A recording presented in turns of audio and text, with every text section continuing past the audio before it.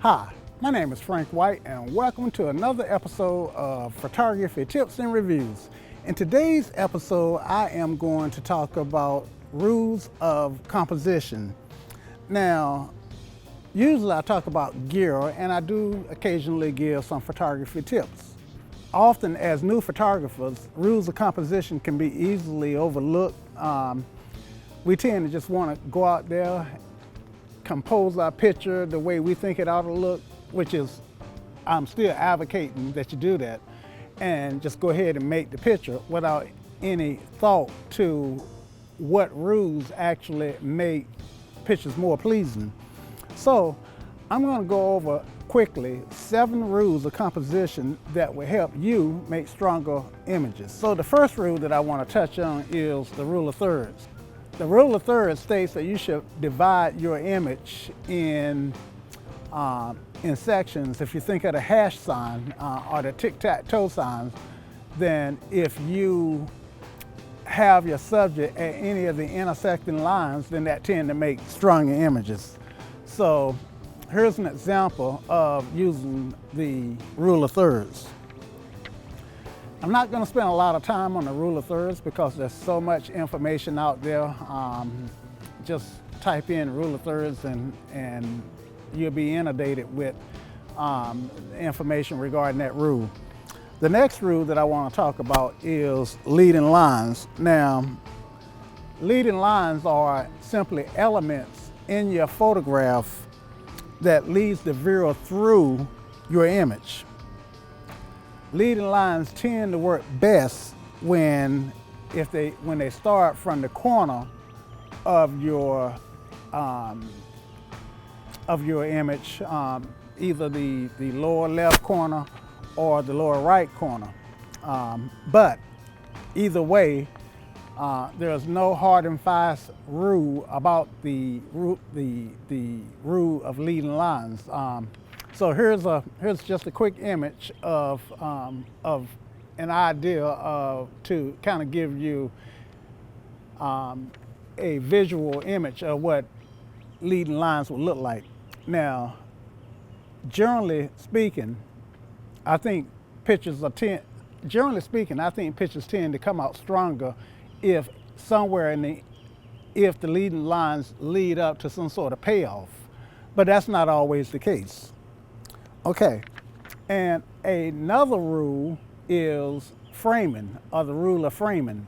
And framing is simply using elements on both sides to kind of frame your image. And it could be you could have a 2-side frame or a 4-side frame. The idea is to create something that kind of frames your image. Here is an example of framing.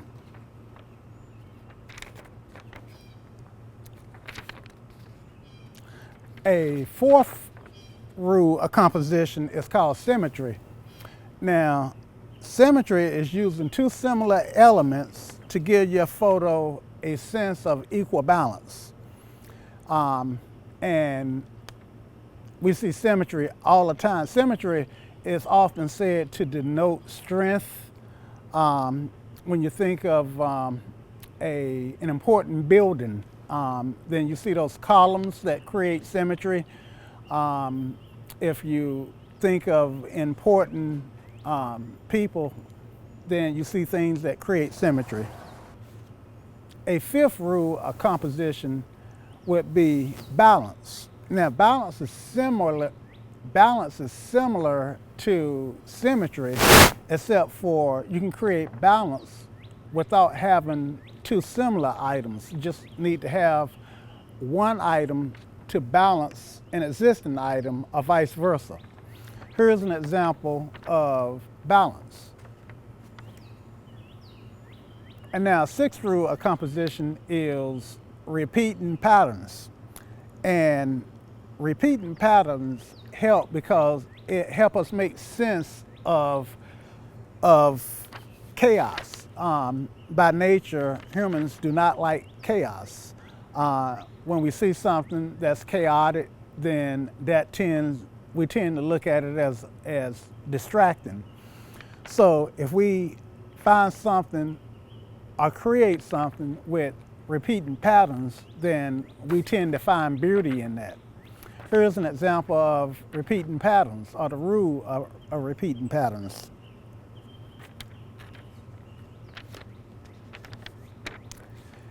And finally, the final rule that I am going to talk about is the rule of simplicity. Now, the rule of simplicity is simply removing just about everything that would distract, or having a minimal of distractions in an image. The rule of simplicity and the rule of negative space is sometimes used interchangeably, but really and truthfully, I consider the rule of negative space to be images that show the largeness or the vastness of something, whereas the rule of simplicity simply is the removal of those distracting elements. But in any case, here's an example of the rule of simplicity.